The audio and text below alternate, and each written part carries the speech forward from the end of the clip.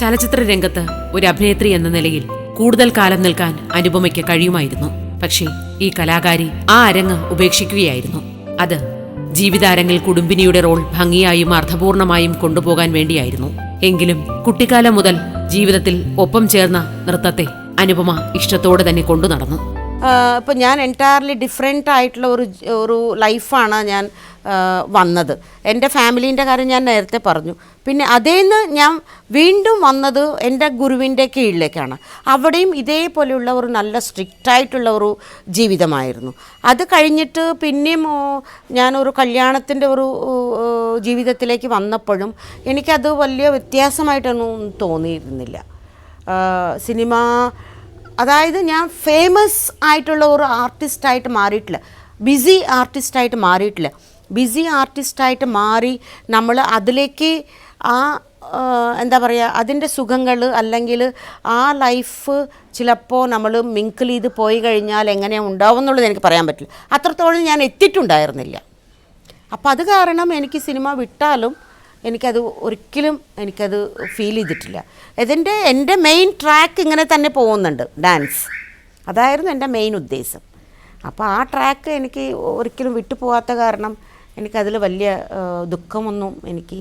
അത് കഴിഞ്ഞിട്ടാണ് ഞാൻ ഇങ്ങനെ ഒരാൾ എൻ്റെ ഡാൻസിനെ ഡെഫിനറ്റ്ലി പ്രൊമോട്ട് ചെയ്യുക അല്ലെങ്കിൽ അത് കൊണ്ട് നടക്കാൻ സമ്മതിക്കാമെന്നുള്ള ഒരു ഒറ്റ വാക്ക് കൊണ്ടാണ് ഞാനിവർ ഇഷ്ടപ്പെടുന്നതും തുടർന്ന് കല്യാണം കാര്യങ്ങൾ നടക്കുന്നത്. ഒരിക്കലും ഡാൻസിന് എനിക്ക് ബ്രേക്കേ വന്നിട്ടില്ല. ഓഫ് കോഴ്സ് കുട്ടികളുടെ ജനന സമയം അങ്ങനത്തെ സമയങ്ങളിൽ മാത്രമേ എനിക്കൊരു ബ്രേക്ക് വന്നിട്ടുള്ളൂ. ഒരിക്കലും ബ്രേക്ക് വന്നിട്ടില്ല. അന്നും ഇന്നും സ്റ്റേജ് പെർഫോമൻസ് എനിക്ക് നടന്നുകൊണ്ട് തന്നെയാണ് ഇരിക്കുന്നത്.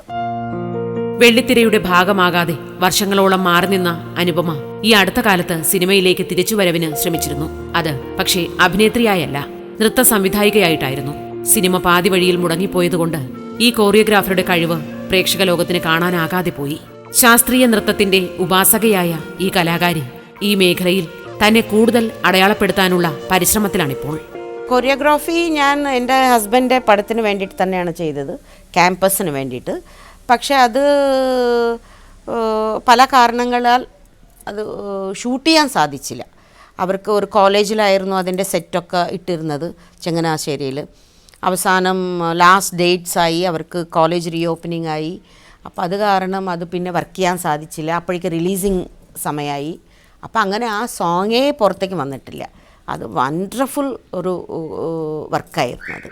അത് വെസ്റ്റേണും ക്ലാസിക്കലും രണ്ടും കൂടിയാണ് വർക്ക് ചെയ്തത്. വളരെ നല്ലതായിരുന്നു. പക്ഷേ അത് ഷൂട്ട് ചെയ്യാനേ സാധിച്ചില്ല എന്നുള്ളതാണ്. പക്ഷേ എനിക്ക് നല്ല ക്ലാസിക്കലായിട്ടുള്ള ചില സംഭവങ്ങൾ ഡാൻസ് ഡയറക്റ്റ് ചെയ്യണം എന്നുള്ള ഒരു മോഹമുണ്ട്. അത്രമാത്രമേ ഉള്ളൂ. അഭിനയം ഇനി ഇല്ല.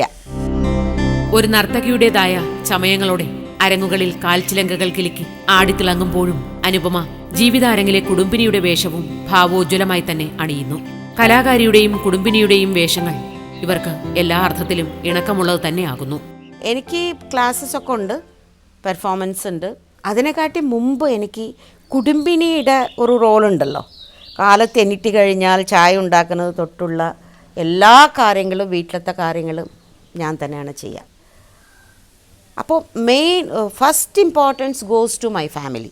അത് കഴിഞ്ഞിട്ട് ഞാൻ എന്ത് വേണമെങ്കിലും ചെയ്യാം, അതിൻ്റെ ഫുൾ സ്വാതന്ത്ര്യം എനിക്കുണ്ട് എല്ലാം. പക്ഷേ വീട്ടിലത്തെ കാര്യങ്ങൾ കംപ്ലീറ്റ് ഞാൻ തന്നെ നോക്കണമെന്ന് എനിക്കും നിർബന്ധമാണ്. അത് ഹസ്ബൻഡിനും അങ്ങനെ തന്നെയാണ്. എൻ്റെ ഒരു നോട്ടം അവിടെ വേണം. അതിൻ്റെ ഇടയ്ക്ക് തന്നെയാണ് ഞാൻ എൻ്റെ കമ്പോസിങ്, ന്യൂ ഐറ്റംസ് കമ്പോസ് ചെയ്യുന്നു, ന്യൂ ബാലേസ് കമ്പോസ് ചെയ്യുന്നുണ്ട്, കുട്ടികളെ പഠിപ്പിക്കുന്നുണ്ട്, കുറേ വർക്ക്ഷോപ്സ് കണ്ടക്ട് ചെയ്യുന്നുണ്ട്, പുറത്തെ ദേശങ്ങളിലേക്ക് പോകുന്നുണ്ട്, ഡാൻസിൻ്റെ ഒരു വർക്ക്ഷോപ്സും അങ്ങനത്തെ കാര്യങ്ങൾക്കൊക്കെ. അതൊക്കെ ഇതിൻ്റെ കൂട്ടത്തിൽ തന്നെ നടന്നു പോയിക്കൊണ്ട് തന്നെയാണ് ഇരിക്കുന്നത്. കേരളത്തിലേക്ക് വന്ന ശേഷം ഞാൻ കൂടുതൽ ബിസി ആയോ എന്ന് ആണ്. എന്താണെന്ന് വെച്ചാൽ മെഡ്രാസിലുള്ളവരിലും ഡാൻസ് പെർഫോമൻസും ഞാൻ ക്ലാസ്സിൽ പോവുക എന്നുള്ളത് മാത്രമേ ഉള്ളൂ. പക്ഷേ ഇവിടെ വന്നപ്പോൾ എനിക്ക് പഠിപ്പിക്കാനുള്ള ഒരു ജോലിയും കൂടിയാണ് ഇപ്പോൾ എൻ്റെ മെയിനായിട്ടുള്ള ഒരു കാര്യം.